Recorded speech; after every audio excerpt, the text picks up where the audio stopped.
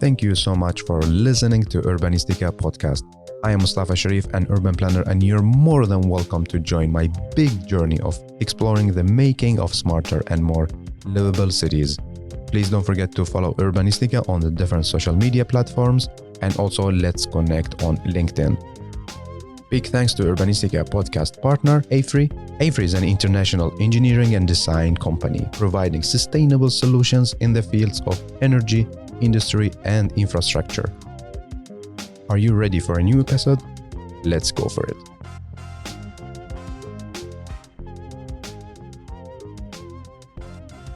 We have a very interesting storyteller. I have the pleasure to welcome Valeriia to Urbanistica podcast. Hey, and welcome, Valeriia.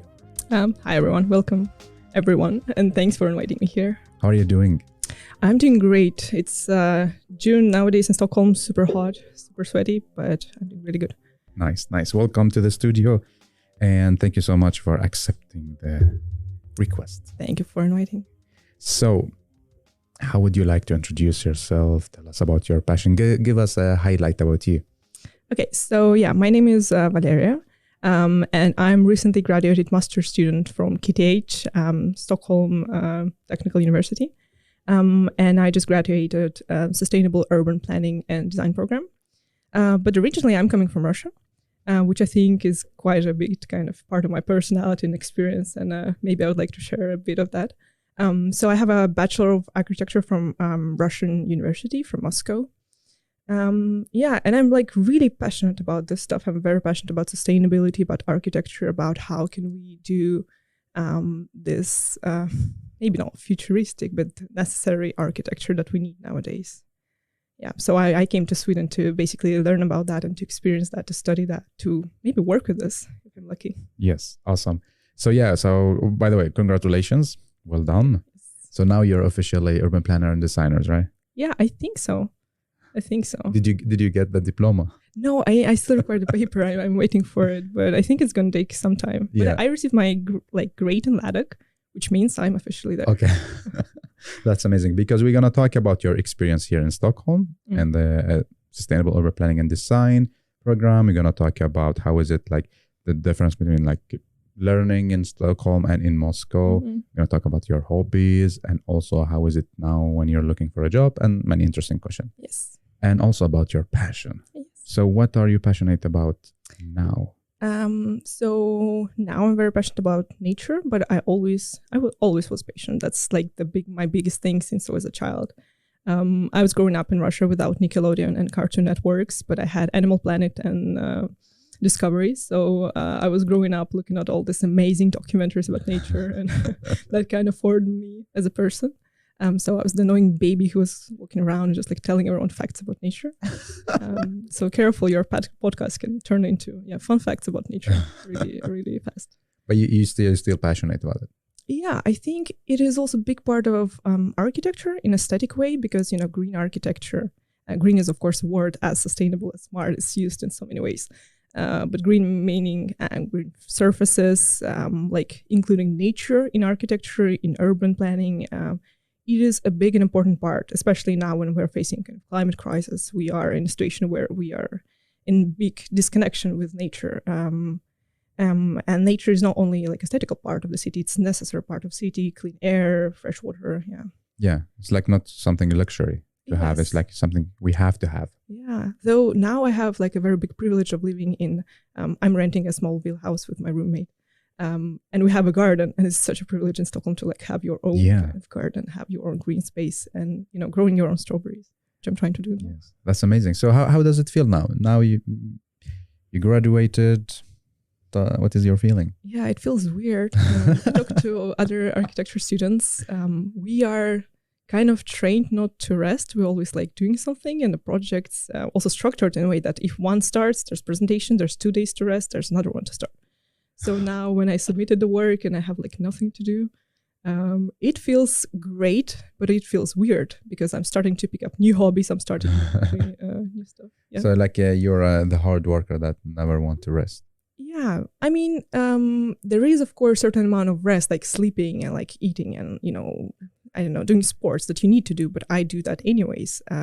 It's more about like your brain activity that you need to like, I don't know, do stuff. You need to learn new stuff. I'm very curious as a person. So for me, it's always kind of fun to work with new stuff. So now I'm brainstorming. Yeah. Do you think it's good, it's healthy that we are trained to do hard work and never take some rest? What do you think? Oh, I have lots of opinions on that. Share with me.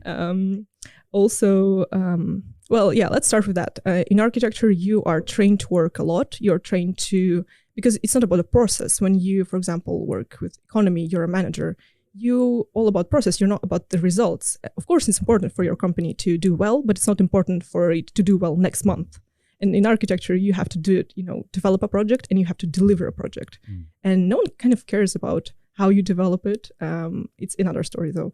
But people care about deadline and delivering the project. So we are trained to do that, to have a result, a very visual result, you need to be very outspoken, present your result. You need to kind of have a solid thing in like a final.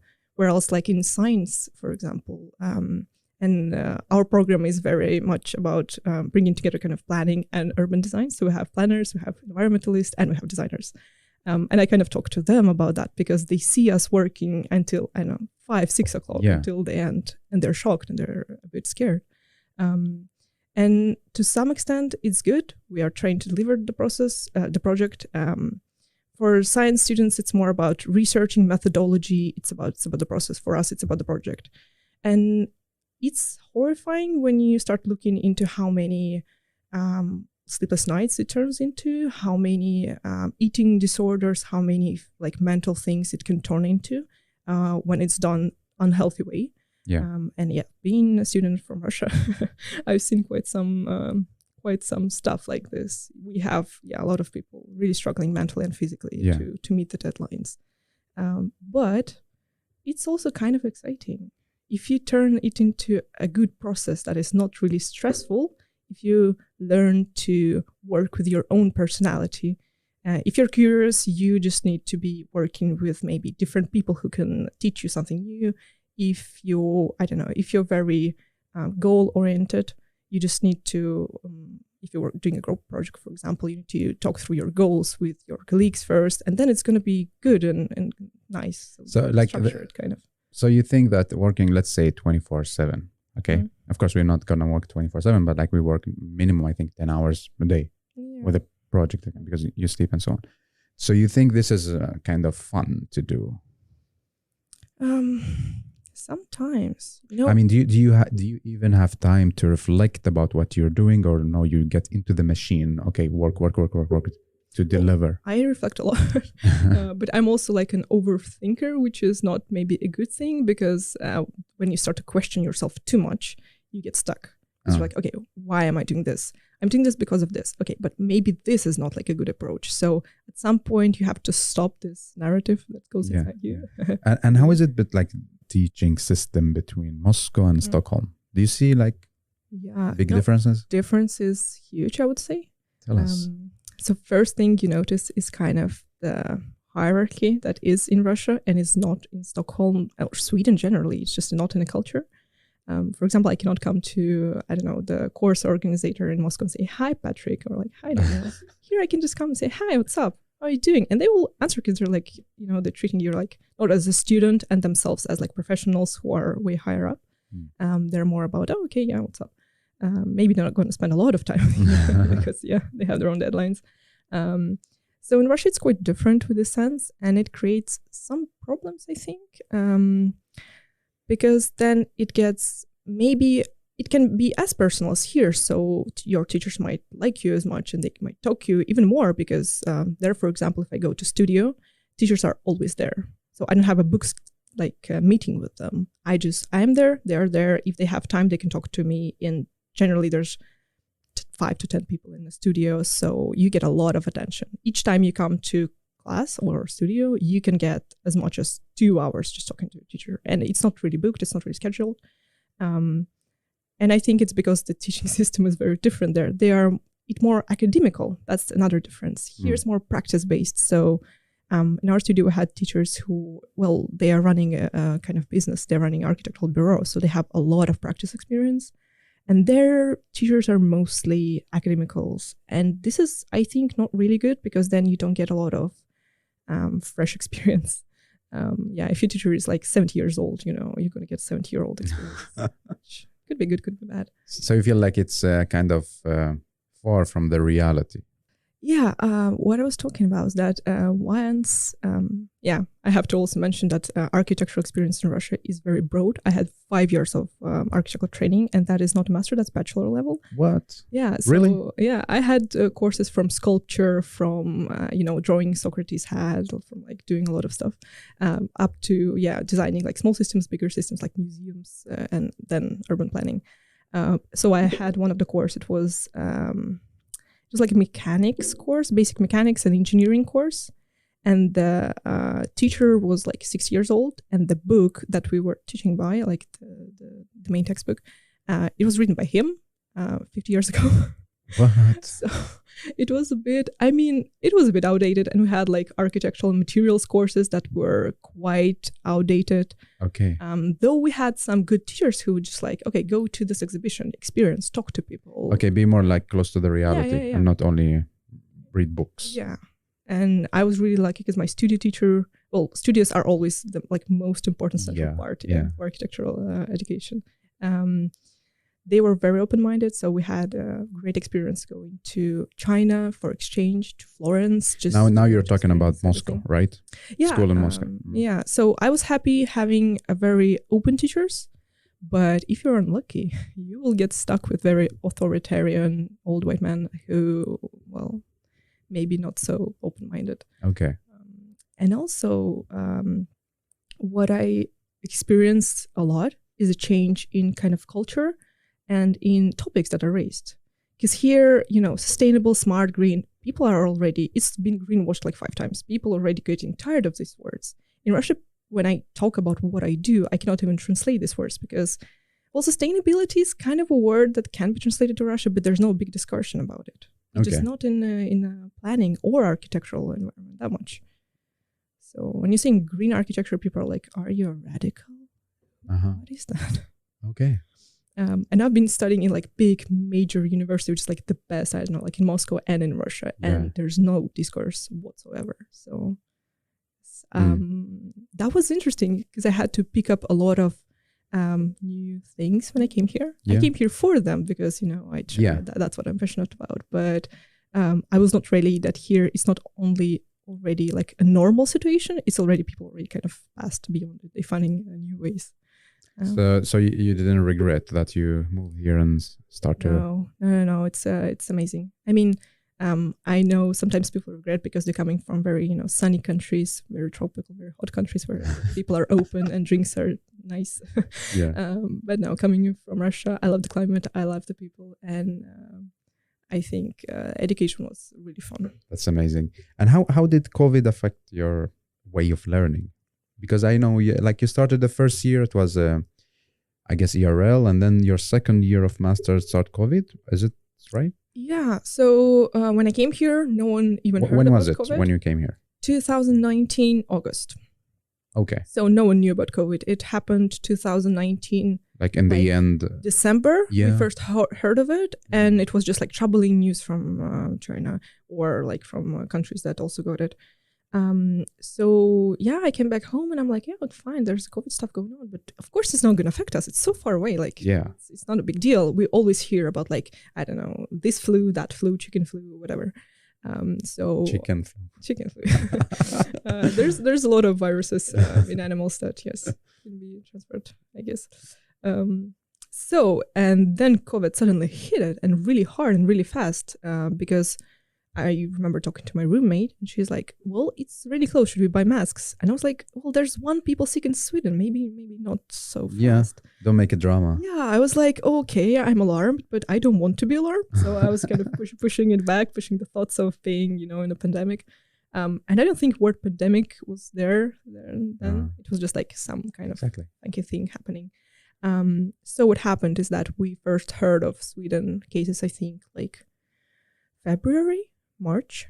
Okay. And then it started developing really fast. So school closed down in March, April somewhere. And it went from us having like Tuesday classes all together, 20 people in small room, to Thursday, now we suddenly are not allowed to come near the place, like we're not in the building. So it was very rapid, very different. And teachers had a lot to do like with, transferring themselves also online, because students, mostly, we are all online. Zoom was uncomfortable first, but I think we all kind of fine with having classes online. And for some teachers, it was hard technologically, because you need to pick up all these things. You need to not only experience it and like just be in a Zoom presentation, but you need to give the presentation. Exactly, to deliver it. Yeah, and suddenly also like mentally, most people like to look at the person they're talking to. They want to like experience applause and stuff. I don't know. They want to experience the question. They want to be like live conversation. And then it's just like blank pictures and people clapping at the end. And it's just... Was it a panic like the first 2 weeks? Okay, where are we going to have classes? What's going to happen? Send me the link. Because I guess in the beginning we were not used to this, like the digital world. Do you remember? Yeah, but the thing is that I'm quite introverted. I like people. I like talking to people. I like to know new people. But for me, it's easier to focus when there's not like 20 people around us. And School of Architecture is kind of designed in the way that there's always people around you. It's like circular building. You look left, you look right, there's going to be people. So I was like, oh, well, okay. I mean, 1 week, 2 weeks is going to be okay. And transferring to Zoom was kind of smooth for me, I think.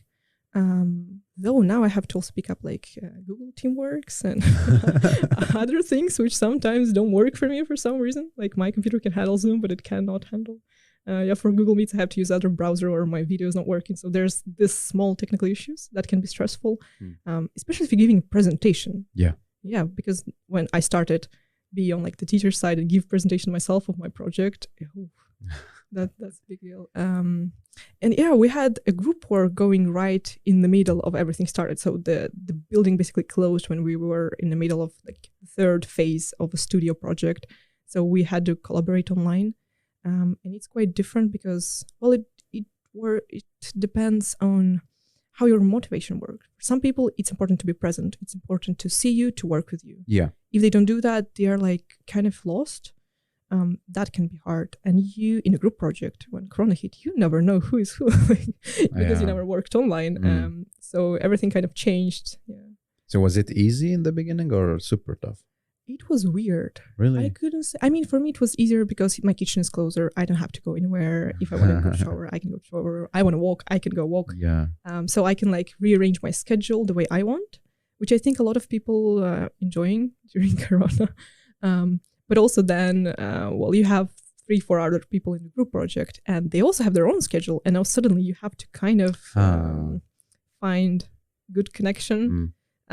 Also, the fun about studio work that you can draw together, you can like print a map and you can be there together with pencils, and people who like to do sketches, but they are maybe not as experienced, they would pick up from you, they would ask you, just use your markers and ask you what kind of markers do you use, how you do that. That's a lot about like this transferring of experience that's good in studio. That was not really possible online. Yeah. There are tools you can use. I think like mirror boards work quite well, but they're different. Okay. So you don't really feel that this is something creative. Yeah. I mean, in sort, we are creating something. It just depends what's going to be in the end result, right? Yeah. But in the end, it works good, right? It works good. Because you learn how to do it. Yeah. It's not as flexible, but the post-COVID cities and post-COVID education are going to be so interesting and so different. Yeah. Suddenly, online classes is not, for weird people. It's for everyone. Exactly.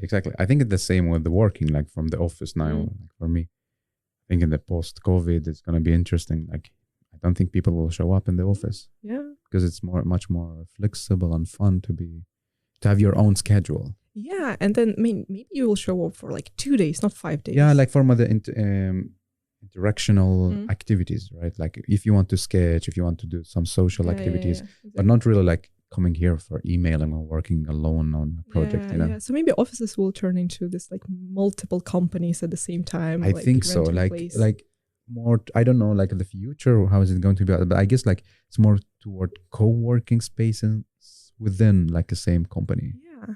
And suddenly co-working is not just like a fancy urban planning thing, right? Yeah, exactly. It's reality. Exactly. And this is the fun with urban planning. Like it's happening. But also I noticed, so I have a cousin living here and he is, well, just like me, he's a bit introverted, very nice person, but a bit introverted. So should I invite this person to the podcast? I mean, yeah, his name's Pavel. Hi, Pavel. Hi, Mom, if you're listening. Hi, Mom. And he was really good working at home. So if he has a chance to go to office, he would just like, yeah, sorry, I don't think I need to. But for example, his fiance, who's she's introvert, extrovert, sorry, and she needs to be around people. She would go to office every single day because she cannot withstand being at home, kind of stuck there. She also has a small baby, so maybe that's the thing. So if we talk about your program here in Stockholm, and now you graduated and you're done, so what could be done better in the program if you go back and allowed to change something? Do you have some advice or feedback? Yeah, you should be very honest, okay? Yeah, but I'm also going to be very careful, just in case. I mean, you graduated, no? Yeah, I guess. Just send me my papers. Let's publish the episode after you get it. Yeah. just to make sure that. Well, first thing that I thought about was definitely architectural part needs more assistant teachers. It's just the thing that we don't have because we, as I said, because it's sustainable urban planning and design, we have planners and designers. And planners, they're from like different school because architects come from built environment. They come specifically from architecture school, and planners come from built environment. So there's different, let's say, rules for teachers and kind of for students. And for teachers in architecture school, they don't get assistants at all. So they have to do everything by themselves. They have to schedule everything. They have to, I saw them being so tired. Like teachers? Yeah. I think Daniel talked about it. Daniel is our course organizer, I think. He's like running the whole thing. He's the big boss. Though he's really nice, you can say hi, Daniel, and he'll answer. So while planning teachers, they get assistants, which is amazing. It's generally PhD students or someone who's just helping. They're assisting with scheduling, they're assisting with talking to students. So if you're emailing like a planning teacher, assistant going to answer. It's going to be super fast and super fast exchange because they don't do so many works. They don't run courses. They don't have that much on their shoulders. While on architectural side, it can be a bit pain because if you want to ask something, with Corona, we had to make some changes with the schedule because, studying from home is just different. And sometimes, for example, the first year we contacted a teacher and we had to schedule like a Zoom meeting to talk about, okay, we're exhausted, we're tired, it's scary. Some people got their family members sick. So it's a very first thing. It's a very new thing that happened to us and to teachers, of course. So we asked, okay, maybe we don't need to do this studio in like 3 parts. Maybe we can do 2 parts and make them just more, thorough. Or at least, can you give a feedback why there's 3 parts? And because teachers don't have assistants, they have courses to run. They have a lot of things to do. They don't have energy or like time for these exchanges. And that's, I think, more exhausting for teachers rather than students. But also from students' part, it's kind of cool to have this fast feedback sessions. Okay. Yeah, I think. So do you think the way to solve this is to have more teachers or? I think teacher assistance is a good thing. I know that there's an issue with architecture school because it's not our program. No one in architecture school get assistants at all. I don't know if it's about budgeting. I don't know what it is about. And we kind of deal with this having student representatives who done a great job kind of trying to organize ourselves. But that was the hard part. And another thing was that because we have this, it's actually 3 tracks we have, not really 2. It's environmental, planning, and design. It was so fun because as a designer, I jumped into planning track. I took planning project course. I took 2 environmental course, and it was amazing. Yeah. But then, like from a point of view of environmental students and planning students, they don't really get to do design track that much. They can if they're super passionate, if they're super willing to smack their head on a concrete wall. They can do that, but there's very limited amount of places because it's very limited amount of teachers they have in architecture school and limited amount of time they can give to students. But also because they just don't have like basic tools. And I noticed that a lot because at the beginning, there was a really amazing guy. He was doing planning, and so he's like, I don't know Photoshop, and Photoshop is important. And I'm like, I don't know Illustrator. Can we like exchange the skills? Can we swap them? So we did our own small like teaching. I don't know, basically 1-2 hour of kind of exchanging skill. It was good, and I think if they can implement some sort of that in the, I'm not sure if it can be student to student if they're enough passionate and good students to do that. But it could be nice if that would be organized from like a teachers or I don't know, teacher assistant, someone who can like, okay, we have this issue. We want more accessibility in tools.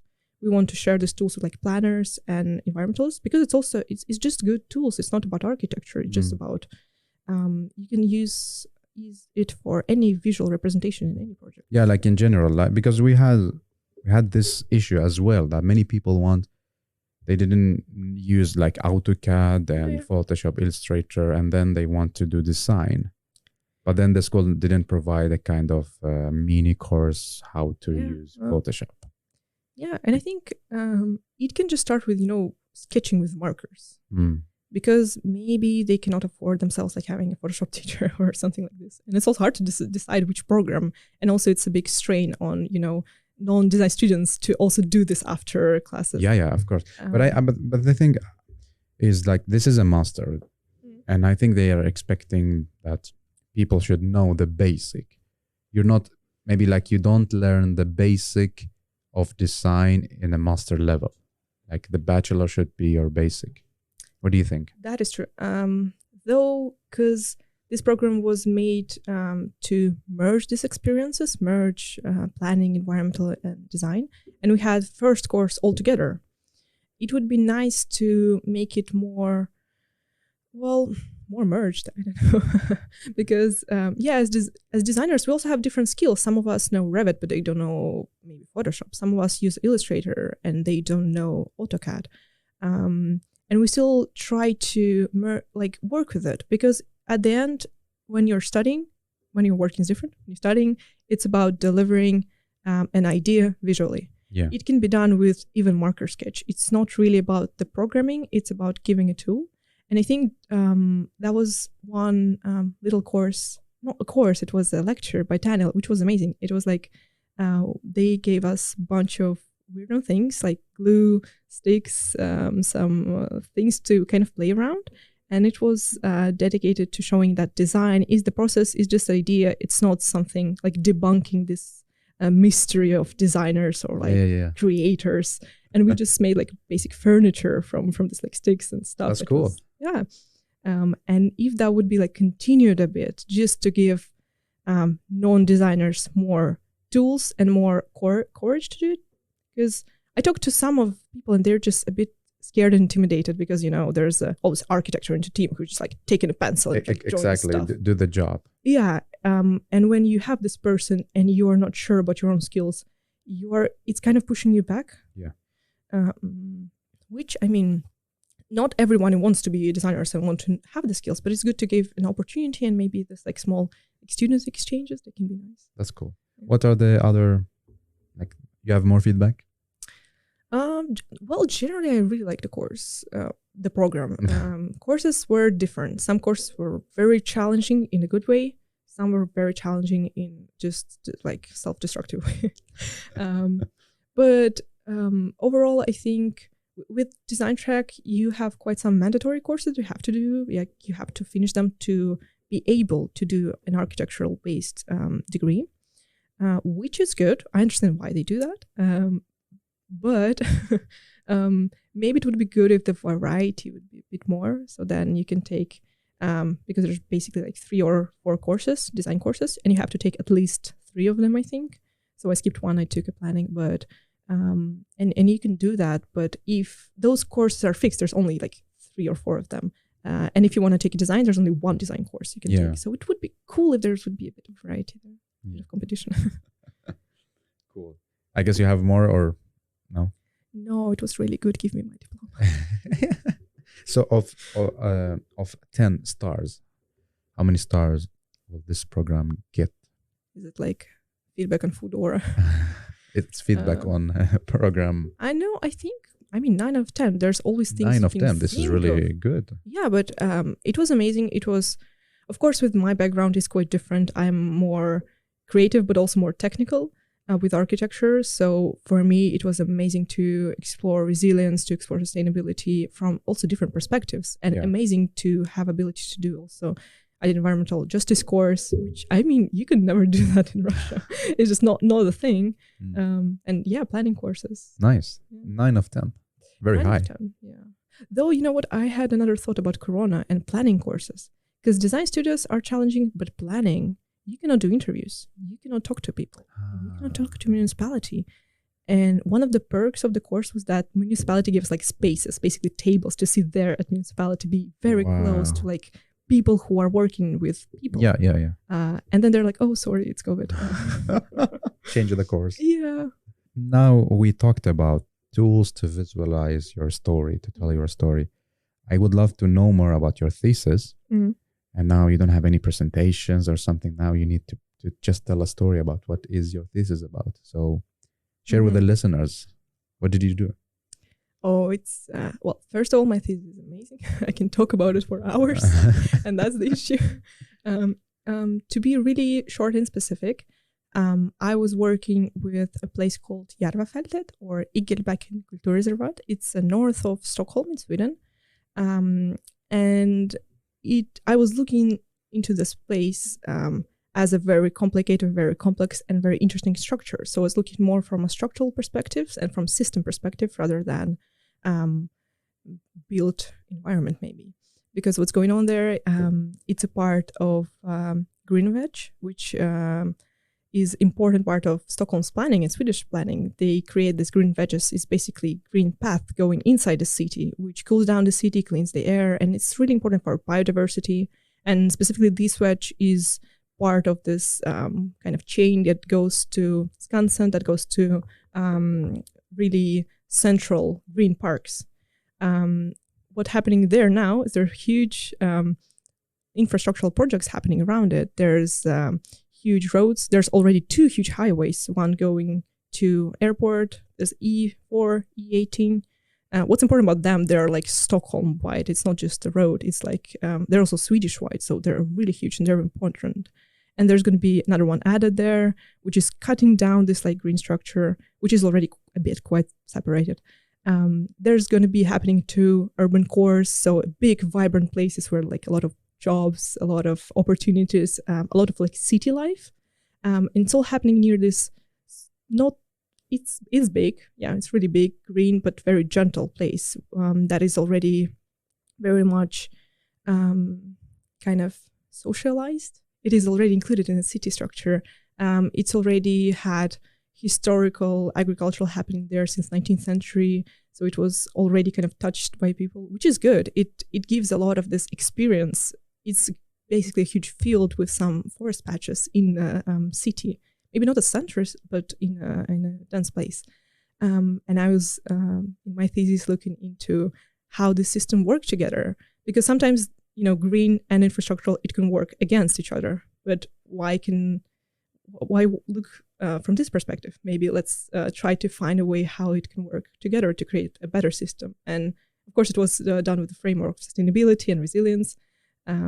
Yeah, maybe we can drop a link in the chat. Of course, we can do that. Yeah. So yeah, you have something to look at while you listening to me telling this. Nice. So what is your design proposal?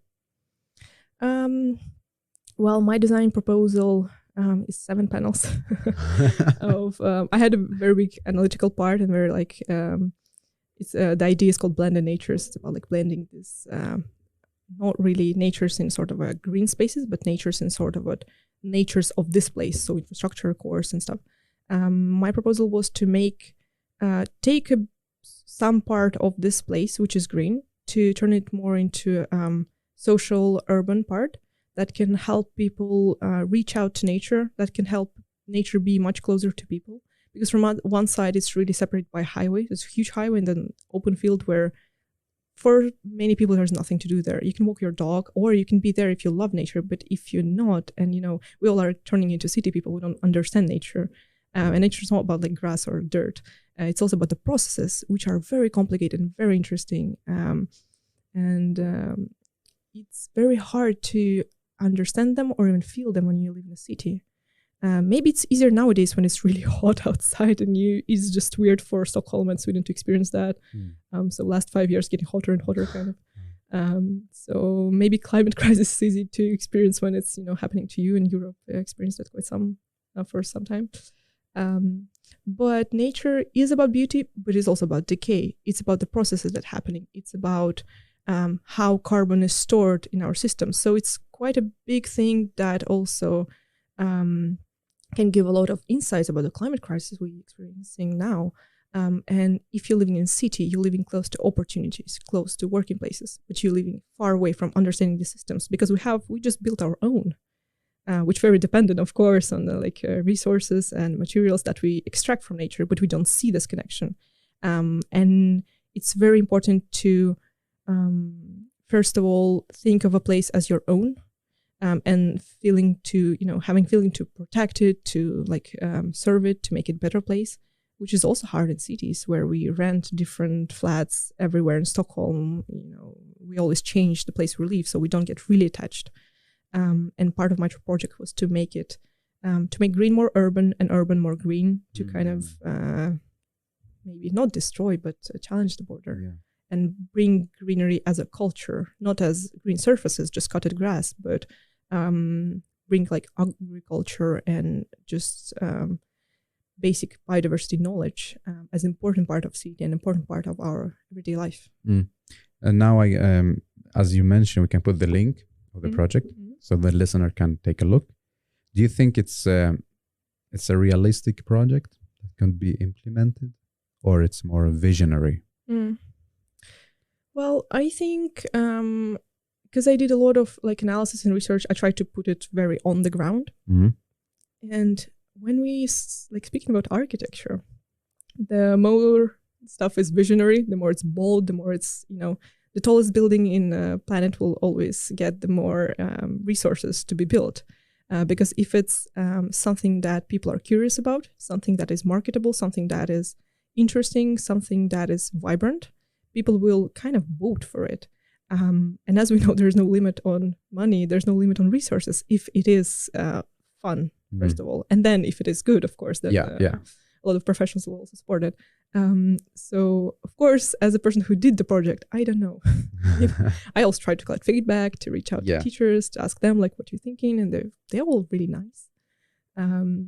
So, I mean, to some extent, I see why it is realistic and why it is not realistic. I don't know. Let's give this a question to the listener. So as a listener, you can get into the link, check the project, and maybe tell Valeriia. Yeah, tell me. No, I mean, I would really be happy about feedback. We should put your email or LinkedIn. LinkedIn, I think it's more professional. Yeah, and then, if you are looking at my projects and oh my God, this is awful, just write me on LinkedIn. That's going to be a really meaningful conversation. We exactly. Yeah. And if we say what was the best moment and what was the worst moment you had? At the project or at the program? We can take both. Let's start with the project. Well, my computer crashed 3 hours before presentation. I remember. So personally, it was a weird thing when you restart your computer and reboot it. It doesn't have PowerPoint. It was stressful, but it was manageable. I still managed to present. Almost no one noticed. I think the best part was talking to my supervisor. Patrick is amazing. He is urban designer at Mandawar. So he has quite a lot of experience, and he is very, vibrant as a person. He is very active. And we had quite some conversations, even though you get basically one tutoring in 2 weeks. So this was a very fun part because you not only get to speak about your project, but also about what's going on, what is their company working on, what are their kind of experiences of these post-COVID cities, what he thinks about infrastructure. So that was interesting. Also, I worked together with a really wonderful person. Her name is Carolina. she's doing the design track. So we were collaborating together on the project. She was working on the same place, but with very different tasks. She was researching ecosystem services. So really good and fun part for me was talking to people, which we all kind of struggle, during thesis. We all disconnected. We don't get to sit all together. That was really fun. That's true. Shout out to Patrick, because he also was my mentor, supervisor. And I think this is the best thing ever happened during this program, that I had the honor to be Patrick's student and do my thesis, because he opened so many new doors for me. And it's just amazing to sit with him and talk. Yeah, he's about the project, and also very professional. He knows so much. Yeah, it's also pushing you out of your comfort zone, or making you think really innovative rather than just stick to your proposal. Yeah, that's what I really liked about him. And I had troubles with tutors sometimes that are very I think you have to go here. Here's the direction I think is good. And if you're not following, they're I'm not sure, maybe you're diverting. Patrick is very open. And also he just knows a lot about the place. So when I was working there, he's like, do you know about this project? Do you know about this project? It's happening here. And I'm like, oh my God. So I did quite some research on, what's happening around it. And then my eyes kind of opened, how many challenges, how many different projects happening there, how much. Yeah. And also shout out to Carolina, because I think this is the beautiful thing within this program is to work together, even if you're in different, what do you call it? Specialty tracks. Yeah, it's called tracks. It is an amazing thing because you get to work with planners, you get to work with environmentalists, some people coming from, we had one girl, she was a professional dance teacher. Wow. Yeah, it's amazing. And she was curious about cities, and she was curious about urbanism, basically. That's so cool. So I got to, because I was working this green system, I really wanted to have someone also challenging my ideas from this side. And Carolina, thank you so much. Thank you. So, what is the best moment and worst moment in the entire program? Well, for me, worst moment is that you don't get a break after the autumn and the spring, in between autumn and the spring semester. That's a bit crazy when I had final. You get to, finish all the projects, send them in. You have to finish everything. And then next week is just everything started anew. Okay, so there's no time to breathe. Yeah, I don't think it's specifically about the program. I think it's more Swedish-wise or maybe European-wise. But it would be really nice to have a time to recharge, because it's also very, it's very mentally draining and very physically draining to do a project and to carry it in a way, especially if you're a perfectionist who wants to, finish it on a certain level.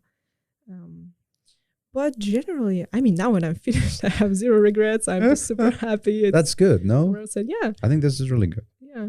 No, it was amazing. The collaboration between different people, amazing. Yeah. So now you graduated and I guess looking for a job. Yeah, sure. I am looking for any new experiences because, urbanism and urban design and urban planning, it's such a broad thing. You can work with people, you can work with environments, you can trying to work with everything together. And it's all, as for now, as I'm kind of starting to do that, even though I do the 7th year, this is 7 years of academic education. It's very different when you start to work with it on ground. Yeah. It's very dependent on if you work for private business, if you go to academia. But I think, I'm now looking into something that can work with built environment. So I like to work more, not really with facades or buildings themselves, even though I really like functioning zones and stuff. But I really love exploring this urban feeling you get when you go in a city and you feel, oh, well, it's noisy here, but it's calm here. Oh, it smells weird here, but it's really nice here. Oh, it's a coffee shop, but I don't have any money, so maybe I will sit outside. So this little urban things you get, I think they're amazing, and they're amazing on small side, on bigger side. So now I'm looking for a job, and I have 1 year to do so as a foreign student. 1 year? Yeah. So if you are a foreign student in Sweden, migration agency will make you go through quite some checkups and quite some challenges. Last one was that I waited 5 months for a 10-month visa. and you cannot travel during this time. And also there are restrictions that you can look for a job for a year after you graduated. But after that, well, you kind of don't have a reason to be here, if you haven't found a job. If you don't find the job, then you need to go back home, right? Yeah, kind of. Unless you find some other, alternative. Way. Yeah, alternative way, which I can understand. Okay, there's a lot of challenges governments are going through. There's a lot of people resisting immigrants and stuff like, sometimes people talk to me about migrants. They're like, oh, migrants that and migrants that. And I'm like, I am a migrant. Why are you trying to do this to me? Yeah. So as a foreign student, don't be scared. If you're coming here, Sweden people are very open. Everything is really nice. As a female student, I just experienced I have only positive experience. Everything is really well managed and like really good. They're going to pick you up at the airport. KTH does that. Then you're going to have a bus. But yeah, you still have to go as a foreign person. You have to go through this like kind of limitations and restrictions. I also had to torture Patrick like one day before presentations to write me a certificate that I'm almost finished for migration agency, because I have to apply on next visa and Patrick, sorry, I need to do that. He's like, oh, okay, but I can do it only after presentation. And you know what? Teachers are busy when there's presentation days. So he had to do that for me, and thank him for doing that. That's and then amazing. Daniel also. So now like you have 1 year, like to the next June to find a job. Yeah. Otherwise, like you need to go back home. Otherwise, I'm going back to patriarchy and no green development in Russia. So how is it going now with looking for a job? It's still pandemics. It's still, everything is still weird. But I think nowadays, companies start to open up a bit. It's not as tense.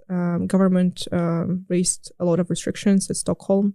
And everything looks better than it was like a year ago. So I really hope it's going to go well. And it's of course a bit challenging for a student, because as a design student, and you know what, that's a mistake in the program.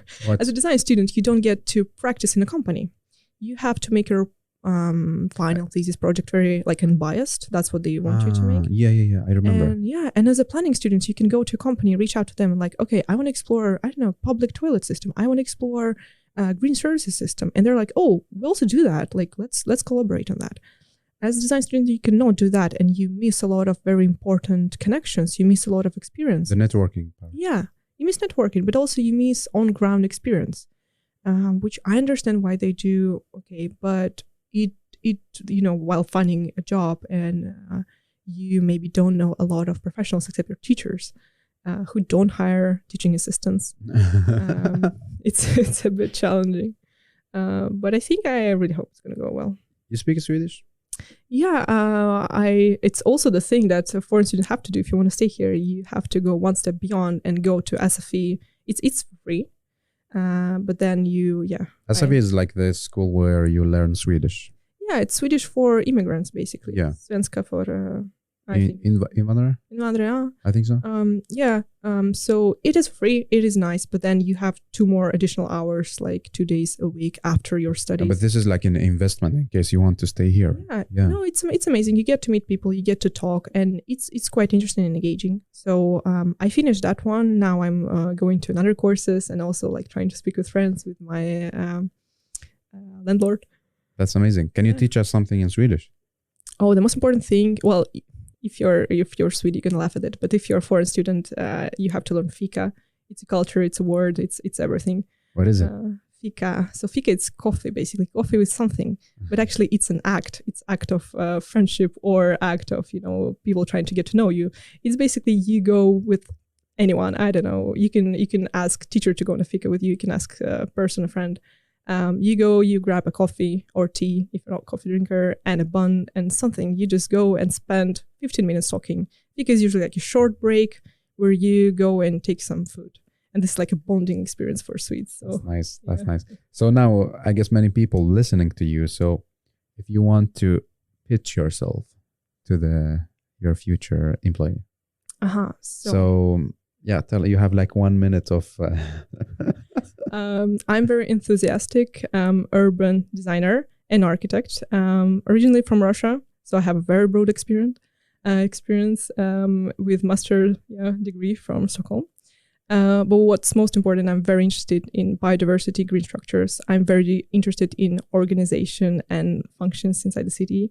And I'm very interested in aesthetics and beauty of it, and how can it be transferred into kind of cultural capital? How can it all be working together? And I'm very curious. I'm very, let's say I have a lot of energy. That's nice. Yes. And I'm very willing to, meet people, talk to people, work on projects, and share the experience, get new experiences. Yeah. Yes. So contact me. Yeah. You speak Swedish, English, Russian. Yeah. What else? What programs you work on? I work in AutoCAD, Illustrator, Photoshop. I work in 3ds Max. I can do renders. Oh, that's cool. Yeah, it's really fun. Do SketchUp? SketchUp, yeah. Also, now I'm thinking of going more to Revit side, but I'm still negotiating that. I think it's Grasshopper a bit. I think it's good to like Revit and GIS. Yeah, the thing is, when you're working with outside spaces, basically, GIS is very, very fun tool. If you use GIS and Grasshopper, you can get basically the whole map in 3D. Yeah. I did that for a project, but I don't have a lot of experience in Grasshopper, but I know how to extract information. Yeah. That's amazing. So, are you like afraid of not getting a job during this year? Well, what is your feeling about this? I don't know. It depends on the day. Sometimes I wake up and I'm like, oh my God. Let me buy tickets back home. Yeah. But then, if I don't and I go back home, I still have this drive and I will still carry on doing that. And I know places where I can do that. And I will really, everything that's happening in Russia, it's really dependent on politics and on kind of government. So those restriction and lack of green development is not just the thing that happens suddenly. But there are still places that carry on doing really cool stuff. So I can still do it there, and I can still look for other opportunities. So it's not like I will write a death wish if I if I haven't found a job. That's amazing. And what I know, like I'm following you on Instagram, and what I see is like not really urban planning. Yeah. What I see is makeup. Yes, that's my big secret. On Instagram. On Instagram. Yeah, it's not so it got bigger. Basically, during a pandemic, many people picked up hobbies. Yeah. Makeup was my small hobby for a long time, and I really like doing something very bright, working with shapes, working with colors. I don't really like makeup as usual, like the brownish thing. It can be beautiful, but it's not as fun. And I think it can show your personality as much as like clothing. It is a style that you do. Though I had quite some issues, being a girl doing a makeup. That's a bit of a shallowy thing maybe for when you speak to people. They're like, that's weird. Also makeup, from a feminist perspective, makeup could be used as like restrictive practice where females have to do makeup. And from this side, I also had quite some thoughts, oh wow, should I kind of do this? But at the end of the day, my Instagram started when the corona started, when we went on home learning, and you're so zoned in because you work where you live where you work. It's just starting to get into this mess. You need to have something where your heart can refresh. And I started doing this like as a kind of artistic project. And this suddenly made me meet a lot of people. That's amazing. I would never expect that. So my Instagram started growing like a year ago. Now it's around 3,000 people. Yeah, I think I saw like it's growing very fast. I'm like, what's happening? Yeah. No, sometimes, Instagram is weird. Sometimes it's growing fast, sometimes growing slow. If you're not reaching new people, like old people, like, okay, we are tired of you.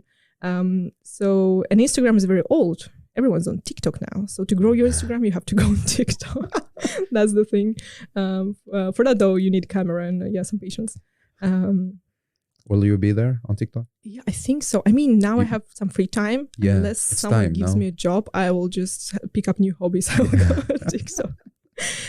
Because also TikTok is an amazing learning thing. I don't know. I use this as a learning tool. I learn so much each day. So much motivation there. Yeah.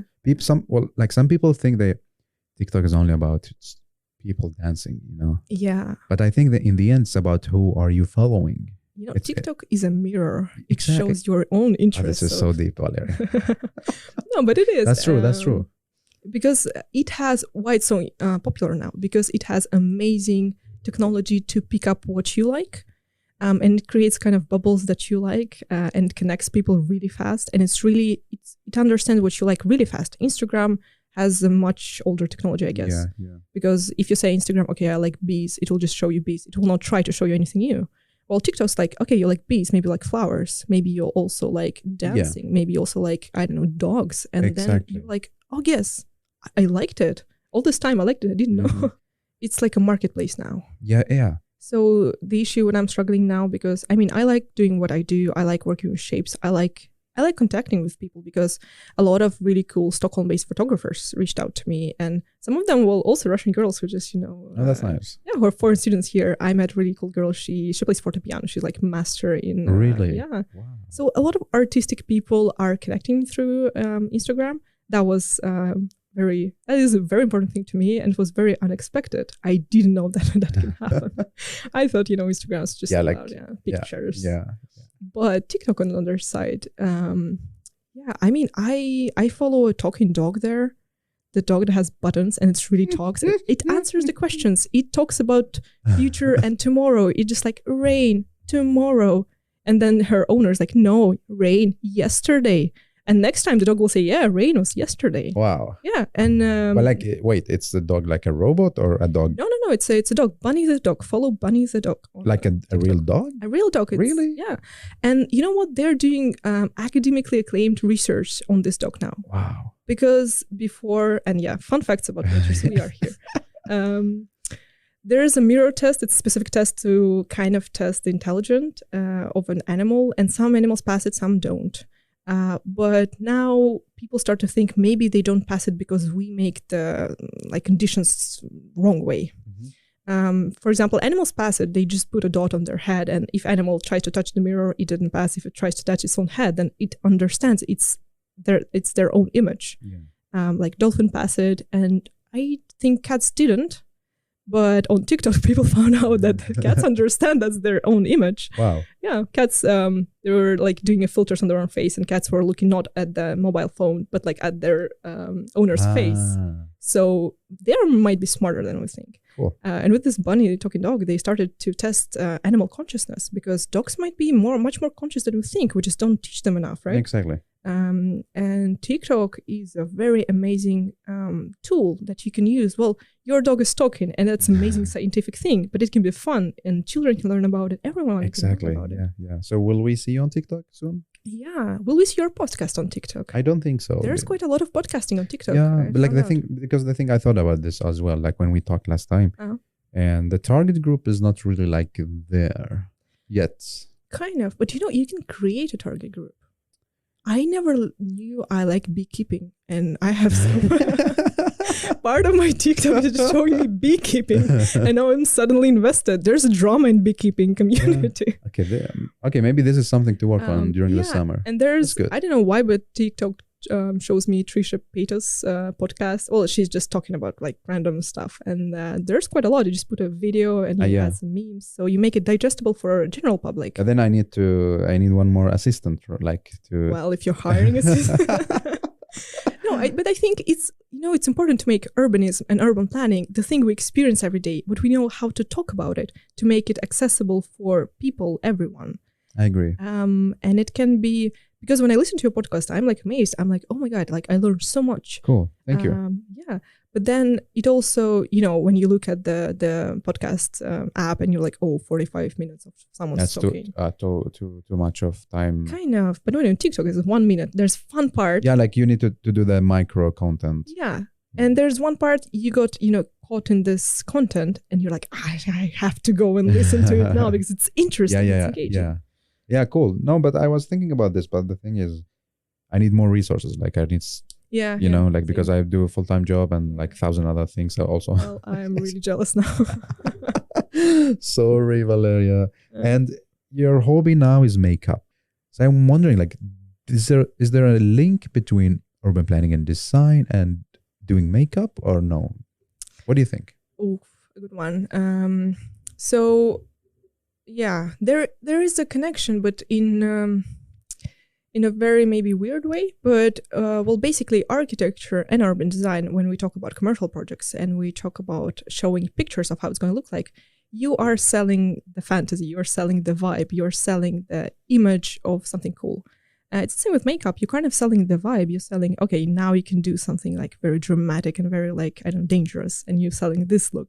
Or you can do something very subtle, it's very nice, just very colorful. And I don't know, my last makeup, someone commented, oh, I want mango now. When I look at this, it looks like mango colors. Wow. So it's kind of also not marketing, it's like selling the fantasy.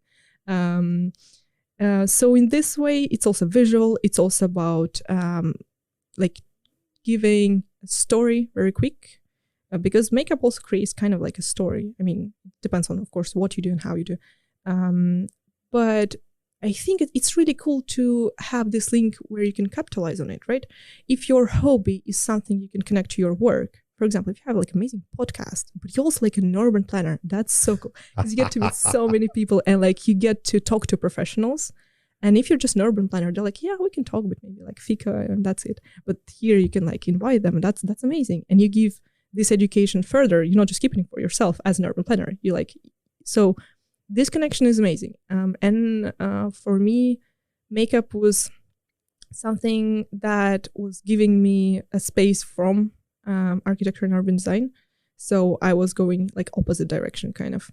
And sometimes it's important for your hobby not to be connected with your work specifically, because if you're using it as a place to restart your brain, to stop working on what you're working, to give yourself like fresh enthusiasm and give you more energy, it's cool if it's not connected. Like horseback riding, I don't know, maybe it's not connected to you if you're urban planner to your work, but it just gives you the good life kind of, and then it's good.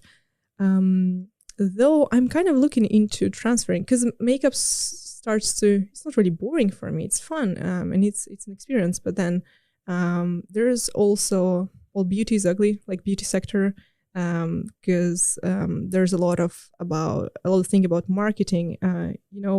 Americans buy more shampoo because their advertisement conditioned them to think that their hair have to be washed every day.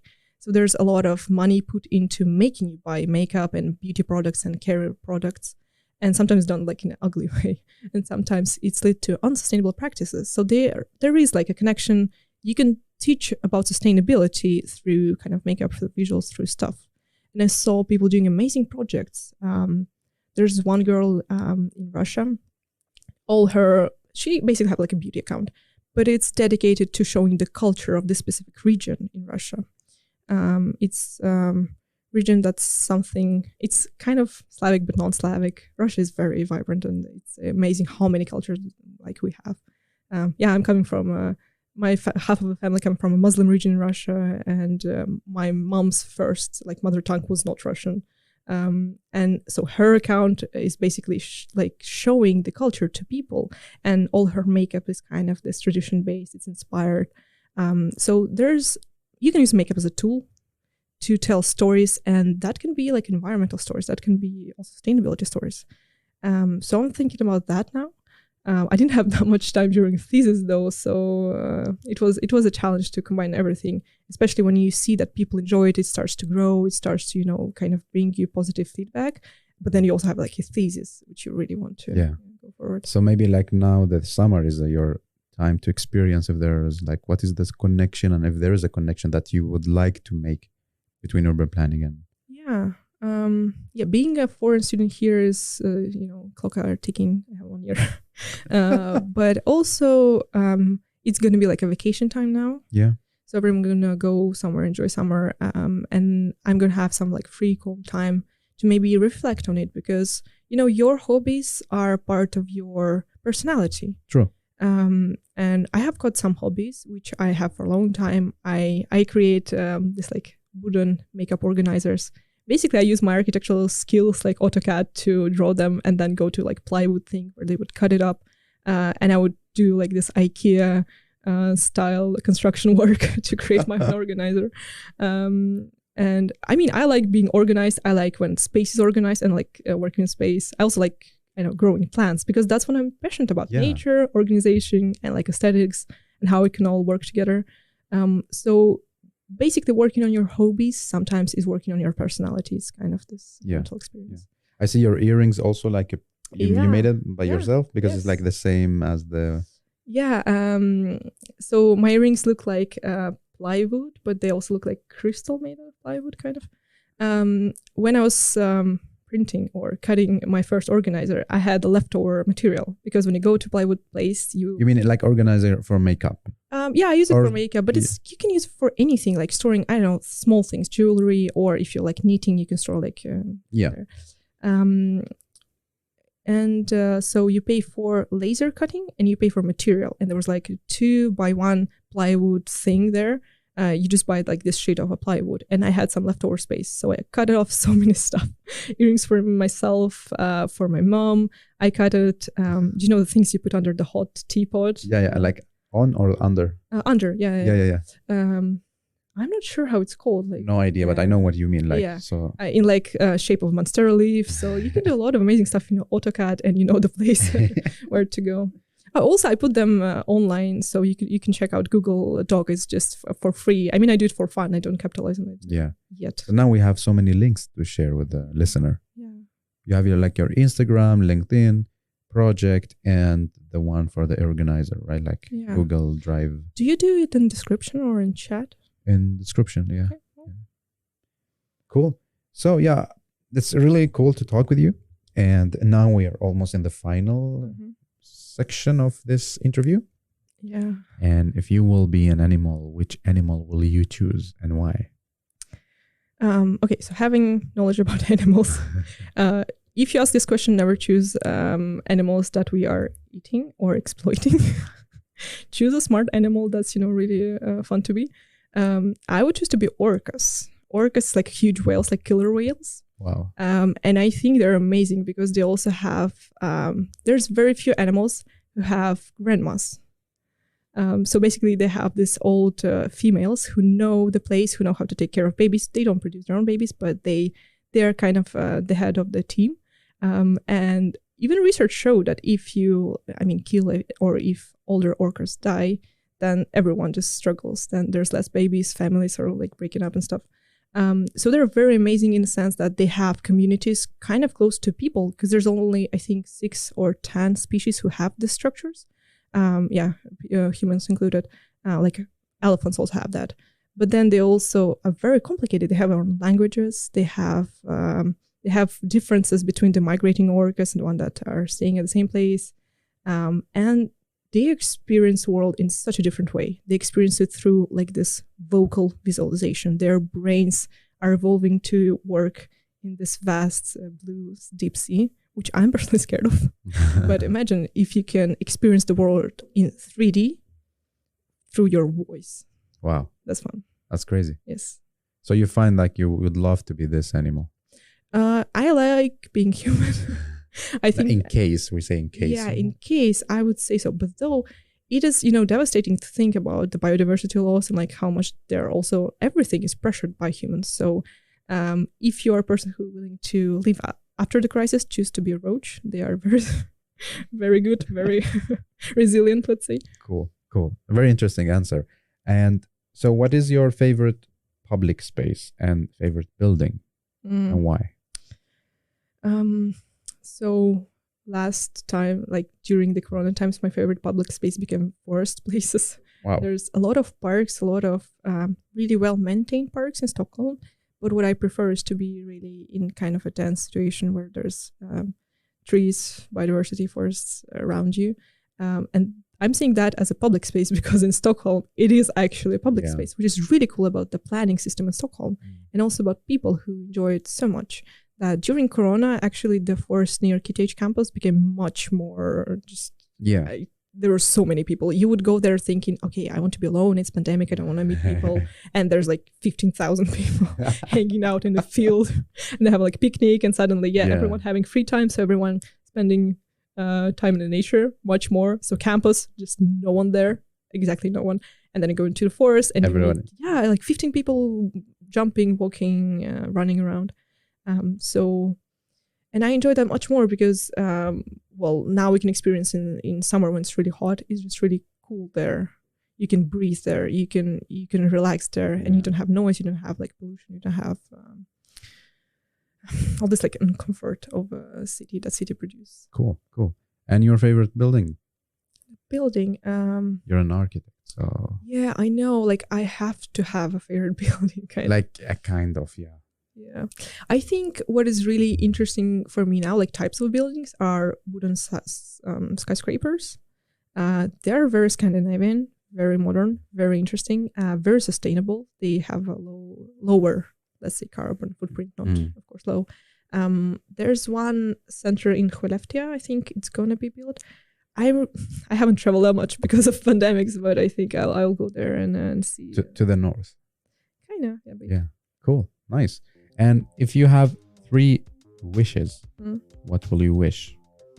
Okay, one will go for me, one for you, and one for everyone. That's cool. So for me, I would say, of course, I wish to have more experience. I wish to continue work with what I love and with what I was working.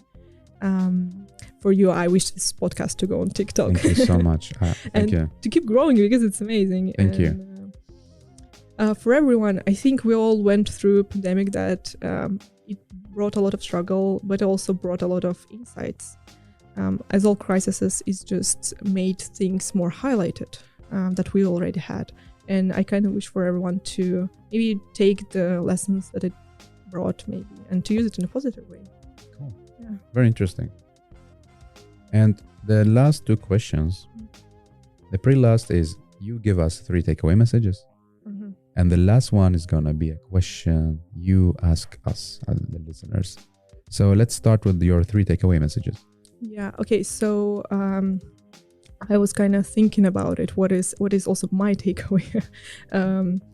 Because there's a lot of professional takeaways you can give. But well, first thing first is what I think about the most, and I really want other people to thinking.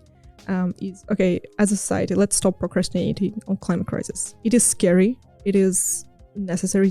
It's here, and everyone kind of like talking about it, but it is so hard to. It's depressing, you know. It's very special thing, but I think it's not as unachievable. First of all, we just have to do it. So it's just like a task we have to put forward, and there are maybe small steps we can do. There's fun ways to engage. So maybe my takeaway would be to explore it just a bit, just not as far for you to get depressed, but as far to understand a bit more. I really personally like documentaries, of course. And on Netflix, there's 2 amazing documentaries. One is called Kiss the Earth, I think, or Kiss the Ground. It's a documentary on how agriculture can be remade, how it can be regenerative, how it can fight climate crisis. And it's really positive, which is a big change because I think documentaries sometimes just scare you. You really go to bed and you feel very like down. The other one is the new one, Breaking Boundaries. It is made in collaboration with Stockholm Resilience Center and David Attenborough, which is granddad of all documentaries. It's the person who voiced and faced a lot of documentaries from BBC, I think. Okay, that was the depressive one. It's going to get better. The second takeaway is that, well, what I was talking in my thesis and what I believe is that urban reality shapes our perception. So the way we shape our cities very much shape what our kids and what we are taking as urban norm. As a person who moved from Moscow to Stockholm, I feel this a lot because what is usual for people here, it's not usual for me. And I got used to what I experienced before, even though here I like it maybe more. And kind of a takeaway would be to think about how this norm informs how this urban norm informs your culture and how culture can enforce the norm. So how can we maybe shift the things that are very intertwined by changing culture? How can we change cities by, changing city? How can we change culture? Because it's also a thing, it's not about architects or urban planners, it's about just people. So yeah, how you experience the city is very important as a citizen, and almost all of we are citizens. And maybe the last takeaway is, well, we talked about hobbies a lot, and treat your hobby well. Have some hobbies. It's good to have something to, rest from work, but also hobby is something that is growing from you, which you can transfer into something bigger. My hobbies were always from my childhood, like being interested about nature and growing plants, being very kind of organized and doing this, organizers and thinking a lot about how to make it work. And also makeup, because I was creative. I liked colors as a child, and all of those kind of grew into this, nature, aesthetics, and organization. Which is essential for agriculture and urban design, but it's not really easy to see the connection before you kind of grow up. So if you have hobbies, treat them well. Don't think that it's a waste of time. It's a good time for you, for your growth, and it can be transferred further to other things. Yeah, and a question, right? Yeah. My question would be, how do you experience your city? Try to think about, what do you feel? What is your favorite place in the city? Where would you like to be the most? If it's your room, why is it so? If it's some kind of central, pub, what do you like the most? Is it that there's a lot of people? Is it that it's beautiful and Instagrammable, let's say? Or is it that it's just calm and nice? And think about these qualities. And it's an interesting question to see how you want cities to look like based on your experience. And you don't have to be urban designer for doing that. Wow, that's amazing. Thank you so much, Valeriia, for your takeaway messages, your one question, wishes, and also like all the interesting answers that you gave us today. Yeah, thank you so much for having this discussion with me. My pleasure. And hopefully see you again when you got a new job. Yeah. And tell us more about your experience from being a student and getting a new job. Yeah, I think that will be an interesting answer, kind of. Yes. So good luck. Yes, thank you so much.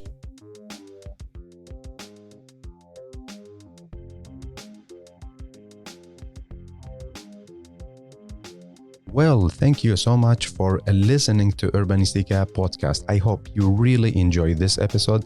You learned something new and also got inspired by the guest. Don't forget to share the episode on your social media and recommend it to people you think they are really interested in this topic. Thank you so much again for giving your valuable time to Urbanistica podcast. I am Mustafa Sharif. Keep up the good work. Keep loving cities.